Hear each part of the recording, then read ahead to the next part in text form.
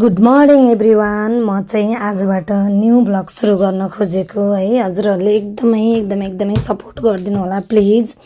कतिजनाको अनुरोधमा चाहिँ मैले यो सुरु गर्न खोजेको। मलाई चाहिँ केही पनि आइडियै छैन कि। अनि आज चाहिँ हामी इन्डिया सम्हालिन जाँदै थियौँ हैन। अनि मलाई त क्यामेराबाट बनाउन नि आएन कि, टिकटकबाटै 10 मिनटको टाइम राखेर बनाएको हैन। अनि मेन ठाउँको चाहिँ मैले भिडियो बनाउन पनि पाइनँ है। अनि म चाहिँ रेडी भएँ बिहानै उठेर। अनि त्यसपछि यहाँ पसल चाहिँ बन्दै थियो, पसल पनि देखाइदिएको मैले सर र है।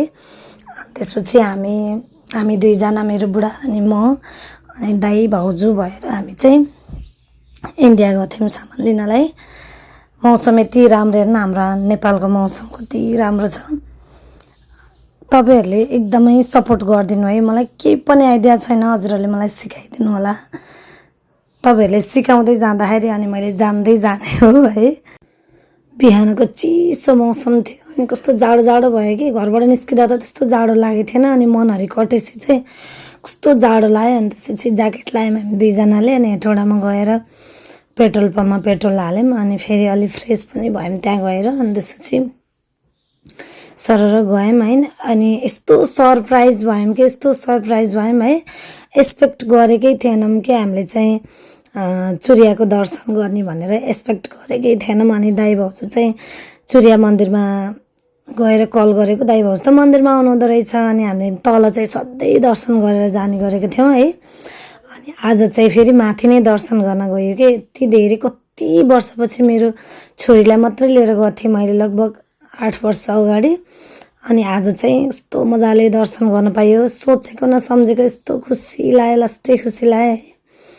अनि फर्स्ट ब्लगमा नै अनि कस्तो भगवानको दर्शन गरेर सुरु गर्न पाएको, त्यो पनि एकदमै सरप्राइज के। सोचेको पनि थिएन है। अनि यस्तो खुसी लाग्यो, मजाले पूजासुजा गऱ्यौँ। अनि त्यहाँनिर चाहिँ नेपालको सबभन्दा पहिलो सुरुङ पनि रहेछ है। अनि सुरुङमा चाहिँ जान डर लाग्यो, कहिले सुरुङमा पसेको थिएन। हजुरहरूले पनि दर्शन गर्नु है चुरिया माताको, कस्तो खुसी लाग्यो। अनि यहाँ चाहिँ भनेको मनोकामना पुरा हुन्छ अरे है।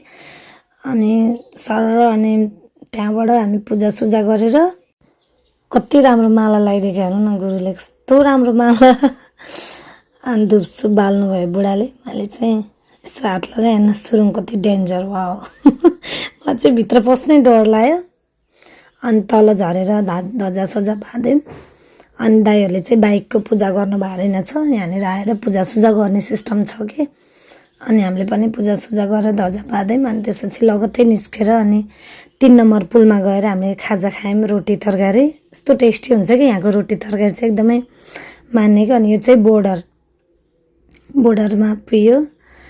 मलाई त थाहै थिएन है इन्डियामा चल्दैन भनेर। अनि यसपछि चाहिँ भिडियो बनाउन पाइएन कि हामीले।